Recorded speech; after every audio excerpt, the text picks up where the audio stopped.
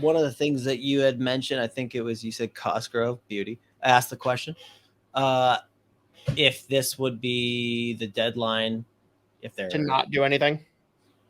Yeah, I would say more so don't buy. I would say they'd be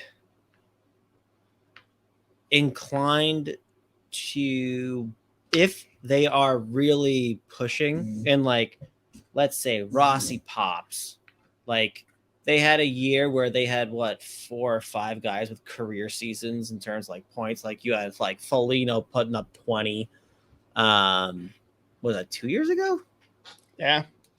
Yeah, because this they really popped, right? Yep. When they really popped, and like let's say like Rossi does, and you like Faber immediately steps in. Like if they're like in contention that Central Division where they're like, because again we've said this before, they weirdly match up somehow. Like they play Colorado so well every game. But let's say they're up there.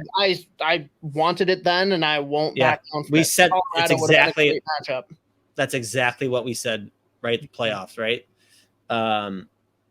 But if they're like, again, Rossi pops, everything's going really well, they've stayed healthy, whatever, and they're in a position it's like, no, like we can actually make some noise here.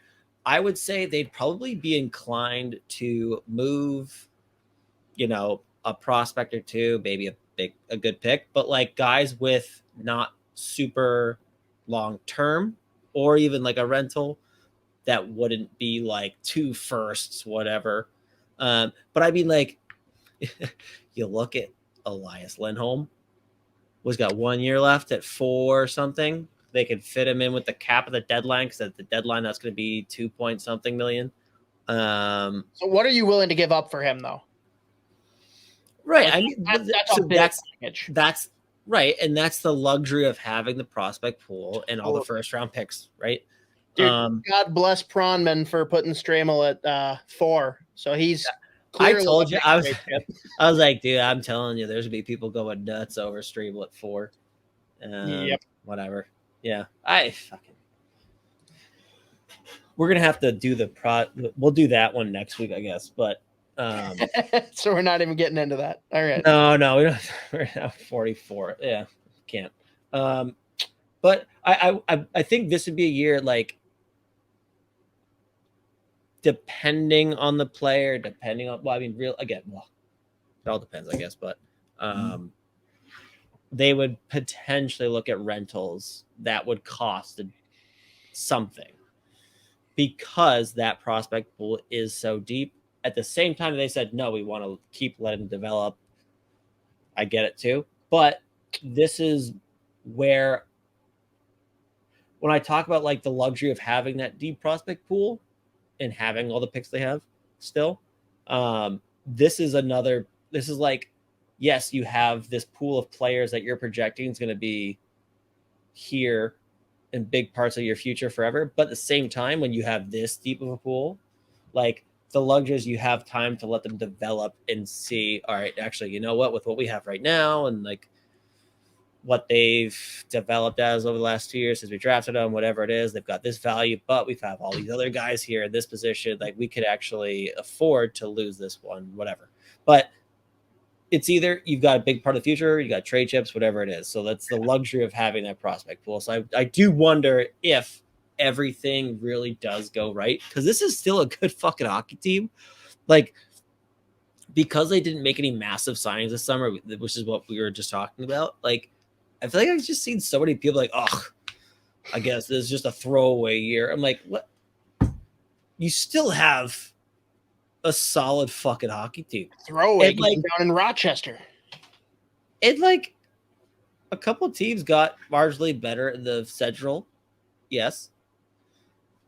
But what's the massive step like they took backwards? I don't.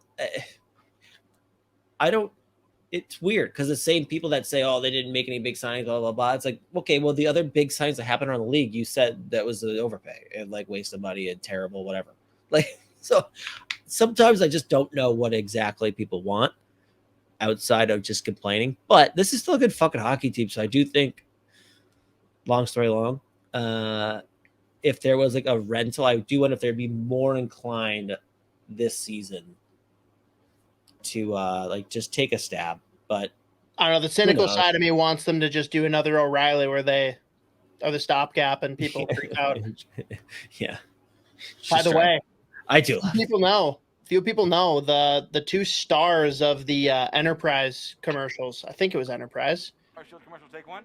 Hi, I'm Stanley Cup champion Ryan O'Reilly. And I'm two-time Stanley Cup champion Pat Maroon. Like, really? You're going to do that? Can't argue with the facts. Commercial, take 5. Hi, I'm Stanley Cup champ and Conn Smythe winner Ryan O'Reilly. Conn Smythe, man, me. I'm trying to tell people they can save money on expensive car repairs by calling CarShield. Yeah, me too. If your car's out of warranty, I can see you moving. No, you don't. Give CarShield a call. With Patty Maroon and Ryan O'Reilly, only 2 teams have had both of them within the org. St. Louis and Minnesota Wild. People forget. People continue to forget, and I'll continue to remind them. I'll continue to love it. I'll continue to drink beers. He said so enthusiastically.